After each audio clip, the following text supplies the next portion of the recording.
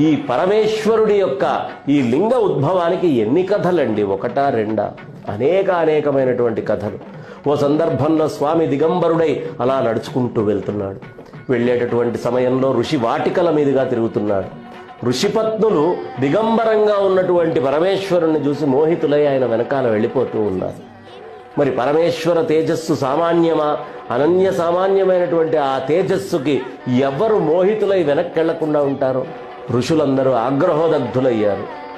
మా ఈ స్త్రీలిటి నుంచి అక్కడికి వెళ్ళటానికి వీడు నగ్నంగా వచ్చి ఆ లింగమే కారణం కాబట్టి వీడి లింగము తెగిపడుగాక అని శపించారు.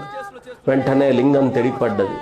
పడ్డప్పుడు బ్రహ్మదేవుడు వెంటనే వచ్చి, అపరాధమైంది స్వామి, బ్రాహ్మణులచే దయ ఉంచి దాన్ని ధరించండి అన్నాడు. అంటే ఆయన అన్నాడు, ఈ లింగానికే పూజ చేస్తాను అని కనుక మీరందరూ నాకు మాట ఇస్తే ఖచ్చితంగా నేను దీన్ని ఉపసంహరించుకొని వాస్తవంగా శివ మహాపురాణంలో ఏముంది అనేది ఒకసారి చూద్దాం. ఇక శివ మహాపురాణము మూలంతో కూడినటువంటి అనువాదం. ఇందులో కోటి రుద్ర సంహిత 12వ అధ్యాయంలో హటకేశ్వరుని ఆవిర్భావం గురించినటువంటి వివరాలు ఉన్నాయి. ఆ ఋషులందరూ అప్పుడు దుఃఖమును పొందిరి. దిగంబరుడు ఆ అవధూత సమాధానమియ్యలేదు.